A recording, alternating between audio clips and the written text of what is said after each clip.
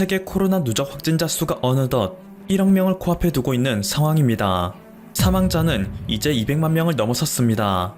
영국 남아공 등에서 기존의 바이러스보다 더 강력한 전염력을 지닌 변이 바이러스가 등장하자 코로나19의 확산 속도가 더욱 가팔라질 것이라는 우려 섞인 목소리가 곳곳에서 나오고 있습니다.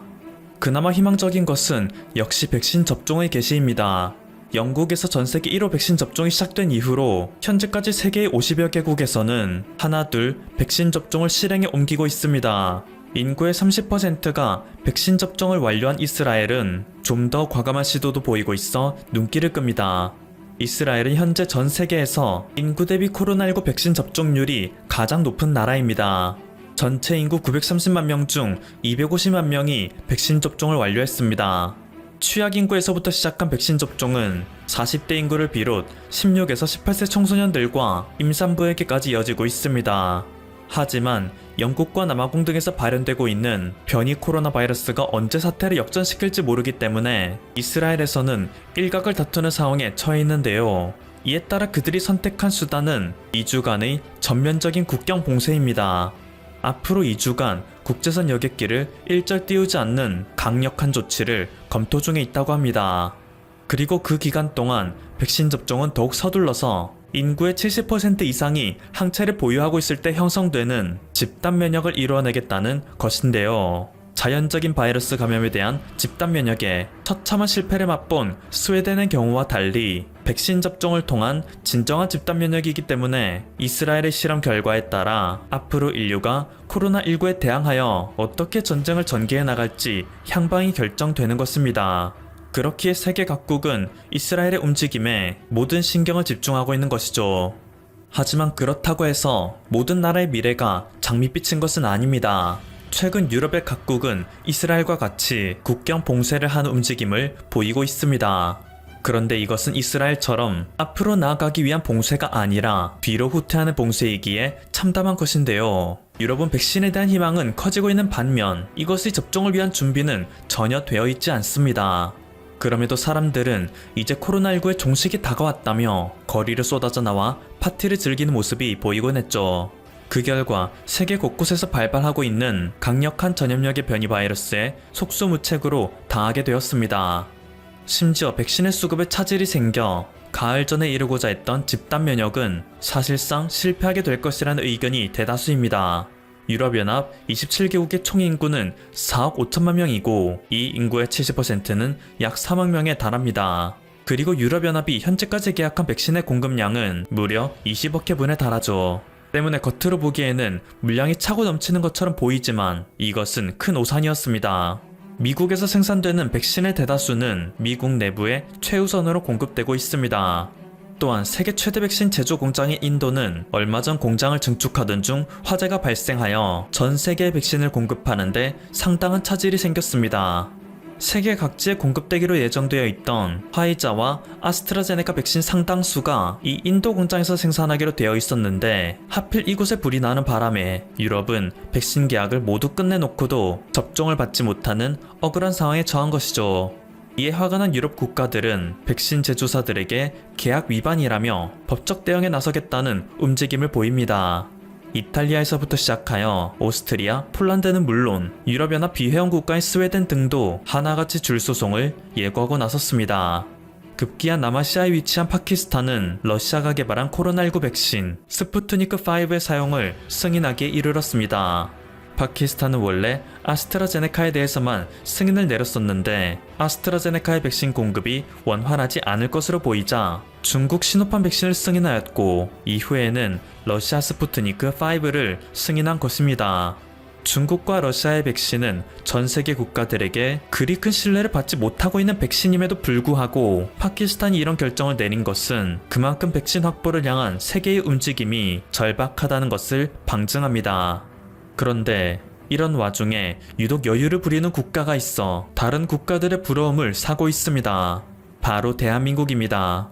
한국은 세계에서도 바이오 의약품을 생산하는 능력이 최고 수준이라 평가되고 있습니다. 얼마 전 국제백신연구소 사무총장은 한국의 백신 생산 능력은 세계 최고 수준이기 때문에 2021년 한 해 동안 한국은 전 세계의 코로나19 치료제 및 백신 생산 기지로 떠오를 것이라 예측했습니다. 실제로 한국은 이미 오래전부터 각종 글로벌 회사에게 치료제와 백신 등을 수주받아 생산해오고 있었습니다. 이미 반도체 제조 강국으로 이름이 알려져 뛰어난 제조 역량을 갖추고 있음이 증명되어 있기 때문에 한국이 바이오 제조 공장으로 성장하는 데는 그리 오랜 시간이 걸리지 않았죠. 현재 전 세계가 수급에 큰 차질이 생겼다는 아스트라제네카의 백신 같은 경우에도 한국만큼은 아무런 타격도 받지 않을 전망입니다. 아스트라제네카 백신은 국내에서 위탁 생산을 하기 때문입니다. 질병관리청 중앙방역대책본부에서는 지난 24일 한국은 백신 수급에 차질이 없냐는 질문에 일정대로 공급이 될 예정이라 딱 잘라 말했습니다. 원래 국내에서도 가장 먼저 도입되기로 한 백신이 SK바이오사이언스가 위탁 생산하기로 되어 있던 아스트라제네카 백신이었는데 이것이 애당초 계획대로 1분기 내로 도입된다는 것이죠. 이러한 상황을 본 해외 네티즌들은 한국은 백신 계약에서 늑장대항을 부린다 비판받았었는데 결국 백신 공급 계약을 차질 없이 완료했다. 더군다나 다른 국가들이 예상치도 못한 악재로 백신 수급에 차질이 생겼을 때에도 한국만큼은 아무런 타격 없이 일이 진행될 예정이다. 1년간 한국을 버티게 해준 방역의 성과도 그렇고 다른 국가에 종속되지 않아 백신 악재의 영향도 받지 않은 한국은 준비된 자는 항상 기회를 맞이할 수 있다는 세상의 진리를 다시금 깨닫게 만든다 라며 한국의 상황을 부러워하는 눈치를 보입니다. 한국의 방역이 재주목을 받고 있는 것은 비단 백신의 문제 때문만이 아닙니다. 얼마 전 미국에서는 바이든의 대통령 취임식이 열렸죠. 이곳에는 역대 대통령들이 참석하여 세계 언론들의 주목을 받았었는데요. 이를 본 세계 네티즌들이 얼굴을 찌푸린 한 장면이 있습니다. 빌 클린턴 미국 전 대통령은 마스크를 착용하면서도 코를 드러내고 있고 조지 부시 전 대통령은 취임식 도중 마스크가 가까운지 수시로 마스크를 턱 밑으로 내리는 모습을 보였습니다. 이는 모두 올바르지 못한 마스크의 사용법에 해당하죠. 세계 네티즌들은 그럴 거면 왜 마스크를 쓰고 나왔냐며 미국의 전 대통령을 비판하는 댓글을 달고 있습니다.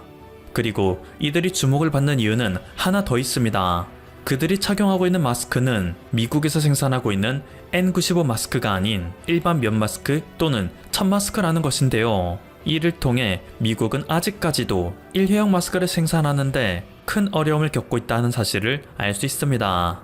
얼마 전 미국의 듀크 대학교에서는 세계에서 사용되는 마스크의 유효성에 대한 실험 결과를 발표한 적이 있습니다. 그리고 이곳에서는 KF94 마스크의 우수성에 대해 극찬을 아끼지 않았는데요. KF94 마스크는 0.1%도 안 되는 비말 투과율을 보여 미국의 N95 마스크보다 훌륭한 예방력을 보여주지만 N95 마스크보다 훨씬 손쉽게 구할 수 있는 상황이라는 것입니다. 그래서 이 소식을 들은 미국인들은 현재 KF94 마스크를 구하기 위한 움직임에 나서고 있습니다. 하지만 이 중에는 한국산임을 자처하는 중국산 짝퉁 마스크도 많으니 물건을 구매할 때 그것에 메이드 인 코리아가 있는지 정확하게 확인하고 구매하라는 전문가들의 조언이 함께합니다. 얼마 전 한국에서 개발되어 코로나19 바이러스를 검출하는 데 사용되는 바이러스 RNA 측정법이 국제 표준으로 선정됐다는 소식이 전해졌습니다. 또한 국내의 분자 진단 기업 시젠은 유럽에서 타액으로 코로나19를 진단하는 검사법을 승인받았다는 소식을 전해왔습니다. 타액 검사법은 검체 채취법이 기존의 방법보다 훨씬 간편하고 채취할 때 의료진을 필요로 하지 않습니다. 때문에 이것이 상용화된다면 전 세계가 겪고 있는 의료진 부족 문제를 극적으로 해결할 수 있는 게임 체인저가 될 수 있습니다. 여태까지 코로나19를 검사할 때 사용하는 비인두도말법은 풋속 깊이 위치한 점막을 면봉으로 긁어 검체를 채취해야 하기 때문에 전문성을 지닌 의료진에 의해서만 시행되어야 합니다. 그리고 검사를 받는 도중 환자가 재채기를 할 수 있기에 의료진의 감염을 막기 위한 별도의 분리공간, 방호복과 장갑, 마스크 등의 방역도구가 필요합니다. 채취 후에 이 방역 물품들은 모두 폐기되어야 하기에 자원 낭비라는 비판을 피하기도 힘들었죠. 하지만 시젠의 타액 진단법은 의료진의 과부하를 줄임과 동시에 방역물품에 드는 비용도 극단적으로 줄일 수 있습니다. 때문에 안 그래도 큰 어려움을 겪고 있는 유럽에서 시젠의 새로운 진단법을 적극적으로 수용하게 될 것이라는 예측이 나오고 있는 상황입니다. 얼마 전 한국의 셀트리온은 당사에서 개발 중인 코로나19 항체 치료제인 레키로나주에 대한 해킹 시도가 발견되었다 전했습니다. 유럽의 바이오엔테크, 미국의 모더나 등에서도 시도가 있었던 것이 발견된 이것은 중국 해킹단의 소행으로 의견이 모아지고 있는데요. 현재 인류가 코로나19 바이러스와 벌이는 마지막 전쟁에서 한국은 끝없이 높아지는 주가를 달성하고 있습니다. 지금까지 퍼플투브였습니다. 여러분의 구독과 좋아요 그리고 알림 설정은 콘텐츠 제작에 큰 힘이 됩니다. 감사합니다. 한국의 함선이 타국에서 맹활약하는 일이 있었습니다. 그것도 한국에서는 그 임무를 다하고 퇴역한 함선으로 말입니다. 이 함선을 운용한 국가는 지금까지 자신의 앞바다에서 어떤 일이 벌어지고 있었는지 전혀 알지 못했지만 한국의 함선을 통해 지금까지 자신들이 눈먼 상태로 살아왔다고 자각하는 계기가 됩니다. 한국의 퇴역함이 대체 어떤 활약을 했길래 이런 일이 벌어진 것일까요? 때는 2019년 필리핀 앞바다를 유유히 지나다니던 중국 군함이 있었습니다. 그날도 여느 때처럼 필리핀의 앞바다를 마음대로 휘젓고 다니고 있었던 것이죠. 그리고 평소처럼 레이더를 통해 주위를 탐사하고 있었습니다. 이것이 가능한 것은 그때까지만 해도 필리핀은 상대의 레이더에 대항할 만한 변변한 시스템을 갖춘 군함이 없었기 때문입니다. 하지만 그날 중국 군함은 자신의 눈을 의심하게 되는 상황이 발생합니다. 레이더를 조사한 방향에서 이를 감지하고 반응하기 시작한 것입니다. 중국의 정보에 의하면 그쪽은 필리핀 해군이 지키는 곳이고 그들은 레이더를 탐지할 만한 시스템이 없기에 이는 불가능한 것이었기 때문입니다. 하지만 곧 이를 알아채고는 필리핀의 앞바다에서 신속히 도망칩니다.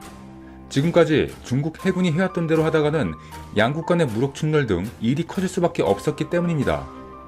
더군다나 그곳은 필리핀 앞바다로서 본인들의 행동에 명분 자체가 없는 불법적인 행동이었죠. 이런 위험한 행동을 중국은 필리핀 군함이 전혀 모른다고 해서 툭하면 은근슬쩍 들어와서 행하곤 한 것입니다. 마치 멀리서 스나이퍼가 총구를 겨눈 것이나 마찬가지인 것이죠. 그런데 이제 그 스나이퍼를 발견할 수 있는 전력이 생긴 것입니다. 바로 상대방의 행동에 대한 레이더 수신 경보 장치를 단 필리핀의 함정이 등장한 것입니다. 바로 이것이 한국의 퇴역 함정인 충주함이었던 것입니다. 이는 2019년 한국에서 필리핀에게 한국 돈으로 11만원 정도에 판매한 함선이었습니다. 아무리 퇴역함이라지만 모형 보트도 아니고 상대방의 레이더까지 감지할 수 있는 강력한 함선이 이 가격에 팔려나갔다는 것이 신기하면서도 이해하기 힘들 수 있습니다. 하지만 이는 사실이었습니다. 비록 구축함이나 호위함보다는 작은 초계함이지만 현재 필리핀 군함 중 세 번째로 크며 유일하게 함대함 미사일을 장착하고 있는 필리핀의 소중한 자산입니다. 필리핀은 최근까지 육군의 국방 예산을 대부분 쏟아붓고 있었기에 해군과 공군력이 매우 취약했습니다. 실제 필리핀 공군은 최악의 상태에 있으며 해군은 2차 대전 당시 사용하던 군함들도 존재합니다. 중국은 이런 점을 이용하여 몰래 필리핀의 영해를 마음대로 지나다닌 것이었죠. 걸릴 일이 없었으니 말입니다. 그런데 이제 필리핀은 예전의 필리핀이 아닌 상태가 됩니다. 한국에서 구입한 충주함에는 레이더 탐지 능력이 존재하며 76mm 한포 1문, 40mm 기관포 2연장 2문이 그대로 달려있기 때문입니다. 또한 어뢰 발사관까지 존재합니다. 중국의 입장에서는 필리핀과 남중국해에서 영해 문제로 대립하는 경우가 많은데 한국의 이런 행동에 불만을 표현했었죠. 하지만 이것은 대한민국과 필리핀이 서로 간의 이해를 두고 결정한 것입니다. 우리는 중국을 견제하는 목적뿐만 아니라 초계함을 시작으로 필리핀의 무기 시장에 진입하려는 목적이 있었죠. 원래 충주함이 판매 대상은 아니었습니다. 2014년 필리핀 해군 전문가들이 한국을 방문했을 때는 충주함 대신 목포함을 둘러봤습니다. 하지만 이 함정은 당시 상태가 좋지 않았고 필리핀에서 가져간다고 해도 제대로 써보지 못할 것으로 판단합니다. 그래서 그보다 2년 정도 젊은 충주함을 선택한 것입니다. 2년 정도라지만 그 차이는 확실히 있었습니다. 어느 정도 수리 및 보수를 한다면 충분히 실전용이 될 것이었기 때문입니다. 또한 한국 해군의 입장에서도 이 충주함을 어차피 퇴역시킬 예정이었고 다른 용도로 쓸만한 곳이 딱히 없는 상태였죠. 결정적으로 충주함에 장착할 수 있는 무기들을 한국에서 구매하게 된다면 충주함도 다시 괜찮은 군함으로 거듭날 것이었고 필리핀도 부속 무기들만 구매하고 군함 하나를 저렴한 가격에 얻는 것입니다. 해외 바다에서 한국산 함정이 활약을 한다는 것이 단돈 11만원에 판매를 해도 전체적으로 이익이 되는 것이었습니다. 물론 중국은 이런 상황이 매우 거슬리겠죠. 중국은 한국이 충주함을 단돈 11만원에 필리핀에 팔기로 했다는 소식을 접할 때부터 관계자들이 방한해서 한중 정상회담 취소까지 거론하며 강력하게 철회를 요구했습니다.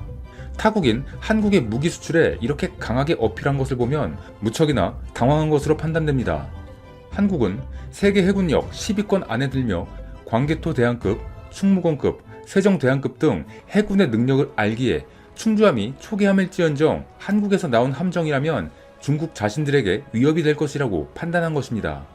그리고 충주함은 이들의 생각을 확인시켜주듯이 중국의 레이더 조사를 포착하고 이에 대응하게 됩니다. 예상치 못한 상황에 혼비백산하는 그들의 모습이 눈에 선합니다. 이뿐만이 아니라 지금까지 필리핀이 하지 못했던 심해 잠수함까지 포착하는 쾌거를 올립니다. 필리핀이 그동안 탐지를 못한다는 이유만으로 많은 국가들의 잠수함이나 함선들이 지나다니고 있었는데 점점 발각되기 시작한 것이죠.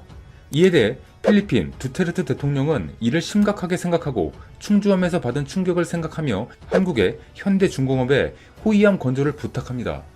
이것이 바로 필리핀 역사상 최초의 신형 호위함 호세 리자람입니다. 호세 리자람은 76mm 함포와 해성 함대함 미사일 4발과 미스트랄 미사일과 MBDA 신바드 미사일 등 함대공 미사일, 어뢰 발사관과 어뢰, 30mm 기관포 등으로 무장합니다. 비행 갑판은 AW-159 와일드캣 해상 작전 헬기를 수용할 수 있습니다. 필리핀 카코루도 중정은 호세 리자람은 수상함 작전, 대잠전, 대공전과 전자전 능력을 갖추고 있다면서 호세 리자람은 우리 최초 최신 전투함이자 필리핀 해군이 이런 함정을 보유한 것은 이번이 처음이라고 감격해하며 입장을 밝히기도 했죠. 당시 작년 4월에 인도하기로 했으나 코로나라는 사정으로 한 달 늦은 5월에 인도되었습니다. 당시 전 세계가 방역 물품의 부족으로 어려움을 겪는 상황이었는데 현대중공업은 인도하기 위해 필리핀으로 떠나면서 마스크 등 방역 물품을 싣고 필리핀으로 출항했었죠. 현대중공업은 한국 전쟁 참전국인 필리핀에 보은하는 의미라며 마스크 2만 개, 방역 소독제 180통, 손 소독제 2,000개, 소독용 티슈 300팩 등의 방역 물품도 실어보낸 것입니다. 또한 국가 간의 해상 전력의 시험장으로 불리는 림팩 훈련에도 필리핀은 호세 리자람으로 참가합니다. 호세 리자람을 하와이에서 열리는 림팩에 참가시켜 함정의 체계 시험에 나선 것입니다. 필리핀이 자체 함정으로 림팩 훈련에 참가한 것은 2018년에 이어 이번이 두 번째였죠. 점점 자신의 해군의 능력에 자신감을 가지며 행동하기 시작한 것입니다. 이제 시작이라는 강한 자신감을 가지게 된 것이며 이에 한국의 역할은 매우 중요했다고 생각합니다. 로드리고 두테르테 필리핀 대통령은 한국이 만든 군함이 넘버원이다. 림팩 훈련에 파견해서 필리핀의 군을 대표하는 데 손색이 없었다고 말하기도 했습니다. 이 여세를 몰아붙여 필리핀은 이번 2월 10일 두 번째 유도 미사일 호위함인 BRP 안토니오 루나함도 한국에 주문하여 인도받았습니다. 필리핀의 최초의 미사일 호위함입니다. 당시 호세 리자람은 필리핀에서 영접 절차를 거치며 반갑게 이를 맞아주었죠. 두 군함의 첫 번째 기동 훈련이 자연스럽게 이어지며 상공에는 필리핀 해군 헬리콥터와 공군의 FA-5DH 전투기 편대가 환영 비행을 했습니다. 한국에서 만든 두 함선이 타국에서 이렇게 대접받으며 활약을 예고하고 있는 것입니다. 이뿐만이 아닙니다. 앞으로도 한국의 해군에서 퇴역하는 포항급 초계함 수척이 필리핀 해군으로 인도될 예정이며 이로써 필리핀 해군의 방어 능력이 향상되고 필리핀군 현대화 프로그램의 진행이 가속화되며 주변국, 특히 중국의 팽창주의 위협에 대한 억제력을 제공하고 남부 해양 경계에 출몰하는 해적과 극단주의자들을 차단하기 위한 방어 체계를 구축하는 데 많은 부분을 차지할 것으로 예상합니다. 또한 필리핀은 잠수함도 도입을 원하고 있습니다. 현재 필리핀 심해에는 국적도 파악 안 되는 많은 잠수함들이 지나다니고 있었습니다. 이에 대한 대응을 하기 위해서라도 자국의 잠수함 도입은 절실했을 겁니다. 그렇기에 현재 1조 원 정도를 투입할 예정이 있다고 전해집니다. 그들의 절실함은 한국에게도 기회가 될 듯합니다. 현재 한국의 대우조선해양이 개발한 1400톤급 잠수함이 최근 부상하고 있기 때문입니다. 이 잠수함은 어뢰는 물론 잠대한 미사일 운용 능력도 보유하고 있고 한국과 인도네시아 해군이 인정했다는 장점도 있죠. 또한 같이 대상에 오른 프랑스의 스코르펜급 잠수함의 거의 절반인 가격을 자랑하고 있습니다. 이 계약이 성공한다면 더 많은 한국의 군사 관련 계약도 이어질 것으로 기대합니다. 한국의 해군은 자국의 영해를 지키는 것은 물론 타국과의 전투에서 물러서지 않고 일격선멸할 의지를 가지고 있는 강력한 군대입니다. 하지만 필리핀은 사정이 다릅니다. 필리핀의 해군 고위장성은 이 지역에 다른 어떤 나라로부터 어느 정도 존중받을 수 있는 정도와 자신의 이익을 지키기 위해 해군력을 높여야 한다고 말합니다. 누구와 싸워서라도 지지 않을 것을 말하는 것이 아닌 어느 정도 존중받을 수 있을 정도라는 목표를 가진 것에 안타까움이 느껴지지만 한편으로 한 단계 발전하는 그들의 모습이 기대가 됩니다. 그리고 이들의 발전에 한국의 해군력이 함께하고 있습니다. 오늘도 저의 영상을 봐주셔서 정말 감사드립니다. 즐겁고 편안한 하루 보내시기 바랍니다. 이상 이슈트래커였습니다.